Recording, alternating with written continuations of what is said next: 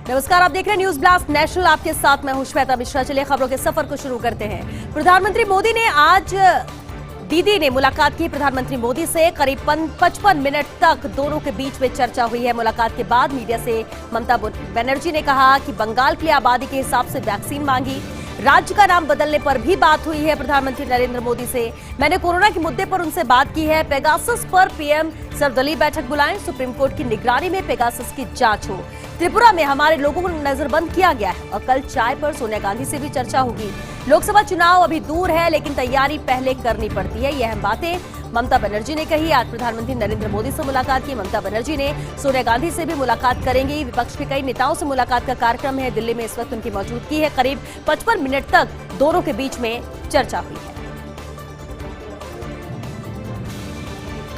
असम मिजोरम सीमा विवाद पर बड़ी बैठक। दोनों प्रदेशों के मुख्य सचिवों की बैठक बुलाई गई है। केंद्रीय गृह सचिव ने कल बैठक बुलाई है। दोनों राज्यों के डीजीपी को भी बैठक में बुलाया गया है। मिजोरम पुलिस पर एलएमजी से फायरिंग का आरोप है। फायरिंग में शहीद हुए थे 7 जवान और इसे लेकर ही बेहद अहम बैठक है। बैठक बुलाई गई है। असम मिजोरम सीमा विवाद पर यह बड़ी बैठक है। केंद्रीय गृह सचिव ने यह बैठक बुलाई है। दोनों राज्यों के डीजीपी को भी इस बैठक में बुलाया गया है। पंजाब के बाद अब छत्तीसगढ़ कांग्रेस में भूचाल है। पार्टी से नाराज होकर सदन से बाहर गए स्वास्थ्य मंत्री टीएस सिंहदेव। उन्होंने कहा, मैं तब तक इस पवित्र सदन में नहीं आऊंगा जब तक कांग्रेस विधायक के आरोपों पर सरकार का बयान नहीं आता है। सरकार का सदन में नहीं आ जाता है जब तक कोई बयान, तब तक वो नहीं आएंगे। कांग्रेस विधायक बृहस्पति सिंह ने भी आरोप लगाया था। स्वास्थ्य मंत्री सिंहदेव पर जान से हमला करने का आरोप लगाया गया था और ऐसे में पार्टी से नाराज होकर सदन से बाहर गए स्वास्थ्य मंत्री टीएस सिंहदेव। पंजाब के बाद अब छत्तीसगढ़ कांग्रेस में भी भूचाल नजर आता है। पार्टी से नाराज होकर सदन से बाहर चल गए स्वास्थ्य मंत्री टीएस सिंहदेव और इतना ही नहीं, उन्होंने कहा कि मैं तब तक इस पवित्र सदन में नहीं आऊंगा जब तक कांग्रेस विधायक के आरोपों पर सरकार का बयान नहीं आता है। कांग्रेस प्रधान बने सिद्धू की कैप्टन से पहली मीटिंग। सिद्धू आज दोपहर अचानक पहुंच गए सचिवालय। करीब 1.5 घंटे तक सिद्धू और कैप्टन के बीच में बैठक चली है। सिद्धू ने मुख्यमंत्री को 5 मांगों की चिट्ठी सौंपी है। विधानसभा सत्र बुलाकर कृषि कानूनों को रद्द करने की मांग यहां पर की गई है। सिद्धू ने सरकार से बेअदबी के दोषियों पर कार्रवाई की मांग भी की है। प्राइवेट थर्मल प्लांट्स के साथ सरकार के पावर परचेज एग्रीमेंट को रद्द या रिव्यू करने की मांग की गई है। सिद्धू और कैप्टन के बीच किसानों के मुद्दे पर भी चर्चा हुई। तो अहम मुलाकात रही है। दोनों के बीच में किसानों के मुद्दे को लेकर भी बातचीत हुई है। आज दोपहर अचानक सचिवालय पहुंच गए सिद्धू। करीब 1.5 घंटे तक सिद्धू और कैप्टन के बीच में बैठक जारी रही। सिद्धू ने मुख्यमंत्री को 5 मांगों की चिट्ठी लिखी है। विधानसभा सत्र बुलाकर कृषि कानूनों को रद्द करने की मांग की गई। कभी भी हो सकता है कर्नाटक के नए मुख्यमंत्री का ऐलान। बेंगलुरु में आज शाम 7 बजे भाजपा विधायक दल की बैठक होगी। धर्मेंद्र प्रधान और जी किशन रेड्डी को पर्यवेक्षक बनाया गया है। दोनों के अगुवाई में विधायक दल की बैठक होगी। जानकार सूत्रों के हवाले से खबर है, येदियुरप्पा रख सकते हैं नए मुख्यमंत्री के नाम का प्रस्ताव। नए मुख्यमंत्री के रेस में 2 नाम यहां पर शामिल है। बसवराज बोम्मई और एमआर निरानी रेस में यहां पर शामिल किए गए हैं, क्योंकि नया मंत्री लिंगायत समुदाय विधायकों में से ही है और ऐसे में येदियुरप्पा के इस्तीफे के बाद लिंगायत समुदाय से ही सीएम चुनना होगा। तो 2 नाम यहां पर सामने आ रहे हैं। दोनों की अगुवाई में विधायक दल की बैठक होगी। जानकार सूत्रों के हवाले से यह खबर है, जहां धर्मेंद्र प्रधान और जी किशन रेड्डी को पर्यवेक्षक बनाया गया है और इन्हीं की अगुवाई में विधायक दल की बैठक होने जा रही है, ताकि जल्द से जल्द नए मुख्यमंत्री का नाम सामने आ सके। केंद्र के पास देश में मॉब लिंचिंग के आंकड़े उपलब्ध नहीं है। लोकसभा में दानिश अली के सवाल पर यह जवाब दिया गया और कहा कि एनसीआरबी इस तरह के आंकड़े एकत्र नहीं करता। मॉब लिंचिंग निरोधक कानून के बारे में गोलमोल जवाब दिया गया है। कहा, दंड कानूनों की मौजूदा समय के हिसाब से समीक्षा की जा रही है। इसमें नागरिक केंद्रित सुरक्षित जीवन व मानवाधिकार संरक्षण को प्राथमिकता दी जा रही है। गृह राज्य मंत्री नित्यानंद रॉय ने लोकसभा में इसे लेकर जवाब दिया है। तो यहाँ पे अपनी बात रखी गई है, लेकिन केंद्र के पास देश में मॉब लिंचिंग के आंकड़े ही उपलब्ध नहीं है। लोकसभा में दानिश अली के सवाल पर जवाब दिया गया। कहा कि एनसीआरबी इस तरह के आंकड़े एकत्र नहीं करता है। मॉब लिंचिंग निरोधक कानून के बारे में गोलमोल जवाब दिया। क्रिकेट पर कोरोना का साया। भारत श्रीलंका दूसरा T20 मैच टला है। ऑलराउंडर कुणाल पंड्या आए हैं कोरोना पॉजिटिव। दोनों टीमों को आइसोलेट किया गया और ऐसे में फिलहाल मैच टालने का फैसला लिया गया है। अब बाकी सभी खिलाड़ी और सपोर्ट स्टाफ की कोविड रिपोर्ट आनी बाकी है। सभी के नेगेटिव आने पर कल मुकाबला हो सकता है और आज शाम तक खिलाड़ियों की आरटी-पीसीआर रिपोर्ट आ जाएगी। रिपोर्ट आने का इंतजार किया जा रहा है और उसी पर निर्भर है कि कल मैच होगा या नहीं। तो कोरोना का साया क्रिकेट पर भी अब नजर आ रहा है, जहां भारत श्रीलंका दूसरा टी20 मैच चल चुका है। Allrounder Kunal Pandya corona positive आया, जिसके बाद दोनों टीमों को आइसोलेट किया गया। अमेरिका के विदेश मंत्री एंटनी ब्लिंकन का भारत दौरा। आज रात 8 बजे ब्लिंकन भारत पहुंचेंगे। कल प्रधानमंत्री मोदी से मुलाकात करेंगे। विदेश मंत्री एस जयशंकर से भी कल मुलाकात करेंगे। ब्लिंकन 2 दिवसीय दौरे के लिए ही भारत आ रहे हैं। प्रधानमंत्री मोदी और विदेश मंत्री जयशंकर से कई मुद्दों पर चर्चा होगी। प्रधानमंत्री मोदी के साथ ये बेहद अहम मुलाकात रहेगी। आज रात 8 बजे ब्लिंकन पहुंच जाएंगे भारत। कल प्रधानमंत्री मोदी से मुलाकात करेंगे और विदेश मंत्री एस जयशंकर से भी मुलाकात का कार्यक्रम रहेगा।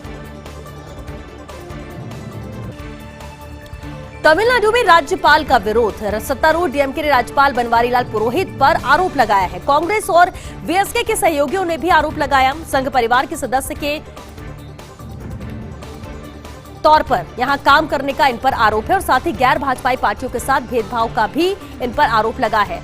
हाल में राज्यपाल ने भाजपा अध्यक्ष से मुलाकात की, फोटो भी जारी की थी, लेकिन कांग्रेस और वीएसके के प्रतिनिधिमंडल के साथ फोटो खिंचवाने से यहां मना किया गया था। तो सत्तारूढ़ डीएमके ने राज्यपाल बनवारीलाल पुरोहित पर आरोप लगाया है। कांग्रेस और वीएसके के सहयोगियों ने भी आरोप लगाया राज्यपाल पर। संघ परिवार के सदस्य के तौर पर काम करने का इन पर आरोप है और साथ ही गैर भाजपाई पार्टियों के साथ भेदभाव का भी आरोप लगा है। हाल में राज्यपाल ने भाजपा अध्यक्ष से मुलाकात की थी, फोटो भी जारी हुई थी, लेकिन कांग्रेस और वीएसके के प्रतिनिधिमंडल के साथ फोटो खिंचवाने से उन्होंने मना किया था।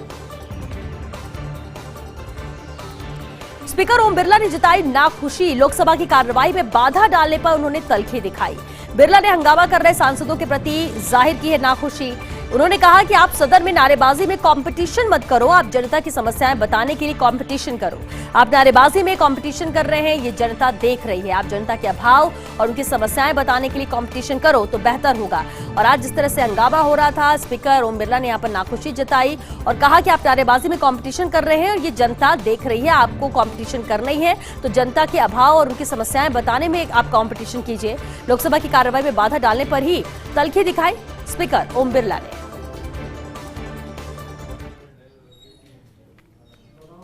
माननीय सदस्यगण, सदन में नारेबाजी के लिए कंपटीशन मत करो, जनता की समस्याओं में बोलने के लिए कंपटीशन करो। आप नारेबाजी में कंपटीशन कर रहे हैं, ये जनता देख रही है। आप जनता की समस्याएं अभाव में कंपटीशन करो। ग्लैट का रिजल्ट कल आने वाला है। Consortium of national law universities के मुताबिक आज जारी की जाएगी फाइनल आंसर की। पेपर या आंसर की में निःशुल्क दर्ज नहीं हो सकेगी आपत्ति। प्रति आपत्ति लगेगा 1000 रुपए शुल्क। पिछले साल से 29,000 कम आई है आपत्तियां। क्लैट परीक्षा 23 जुलाई को ऑफलाइन मोड में की गई थी आयोजित और अब कल उसका परिणाम आने जा रहे हैं। कल रिजल्ट आएंगे। Consortium of national law universities के मुताबिक आज जारी की जाएगी फाइनल आंसर की। पेपर या आंसर की में निःशुल्क दर्ज नहीं हो सकेगी आपत्ति। प्रति आपत्ति 1000 रुपए का शुल्क लगेगा। झारखंड का महाराष्ट्र कनेक्शन पिछले 20 साल का झारखंड का इतिहास है। रघुवर दास के कार्यकाल को छोड़कर हमेशा अस्थिरता रही है। प्रदेश में सरकार बनने के दिन से ही गिरने और चलने की यहाँ पर चर्चा बनी रहती है। झारखंड के साथ एक दूसरा संयोग ये है कि इसका हमेशा रहा है महाराष्ट्र कनेक्शन। राज्य में जब भी राजनीतिक अस्थिरता की बात आती है तो कहीं ना कहीं महाराष्ट्र जरूर जुड़ता है। मुंबई की युवती द्वारा सीएम हेमंत सोरेन पर यौन शोषण के आरोप को फिर हवा मिल रही है। पहले कोर्ट के बाहर ही मामला सुलझ गया था, लेकिन अब भाजपा नेता ने हाईजैक कर लिया। कांग्रेस विधायकों को तोड़ने की चर्चा के बीच प्रदेश में ऑपरेशन कमल की शुरुआत माना जा रहा है और ऐसा कर महाराष्ट्र भाजपा नेता आलाकमान के समक्ष अपने नंबर बढ़ाने का यहाँ पर प्रयास कर रहे हैं। तो महाराष्ट्र से कनेक्शन कहीं ना कहीं नजर आता है जब भी झारखंड में इस तरह की अस्थिरता देखने को मिलती है। प्रदेश में सरकार बनने के दिन से ही गिरने और चलने की चर्चाएं आम रहती हैं। झारखंड के साथ एक दूसरा सहयोग इसका यह भी है कि ये महाराष्ट्र कनेक्शन अक्सर नजर आता है और राज्य में भी जब भी राजनीतिक अस्थिरता की बात आती है तो कहीं ना कहीं महाराष्ट्र इससे जरूर जुड़ता है। दीदी अब मुकुल रॉय को देगी नया टास्क। पहले मुकुल रॉय को राज्यसभा भेजने की अटकलें थी, लेकिन ममता ने जवाहर सरकार को राज्यसभा भेजना का निर्णय लिया है। मुकुल रॉय को बंगाल से बाहर अन्य राज्यों में पार्टी विस्तार की जिम्मेदारी देंगी। दिल्ली में बैठकर दूसरी पार्टियों में ममता के प्रति सद्भाव बनाने का काम करेंगे मुकुल रॉय। हालांकि बंगाल में अभी राज्यसभा की एक और सीट ममता की झोली में ही आएगी और ऐसे में यशवंत सिन्हा, मुकुल रॉय दोनों को ही प्रमुख दावेदार माना जा रहा है। दीदी मुकुल रॉय को राज्यसभा भेजती है तो उनके बेटे को भी मिल जाएगा एक और मौका और पिता की सेफ सीट पर शुभ्रांशु को भी विधायक बनने का यहाँ पर मौका मिल जाएगा। तो पिता की सीट से वो चुनाव लड़ सकते हैं तो एक मौका यहाँ पर उनके बेटे को भी मिलेगा। लेकिन मुकुल रॉय को बंगाल से बाहर अन्य राज्यों में पार्टी विस्तार की जिम्मेदारी दीदी दे सकती है। दिल्ली में बैठकर दूसरी पार्टियों में ममता के प्रति सद्भाव बनाने का काम करेंगे मुकुल रॉय। गुजरात रण में कूदेगी तृणमूल कांग्रेस। ममता की टीएमसी अगले वर्ष गुजरात चुनाव में आजमाएगी किस्मत। पार्टी ने जितेंद्र खड़ायता को बनाया है गुजरात संयोजक।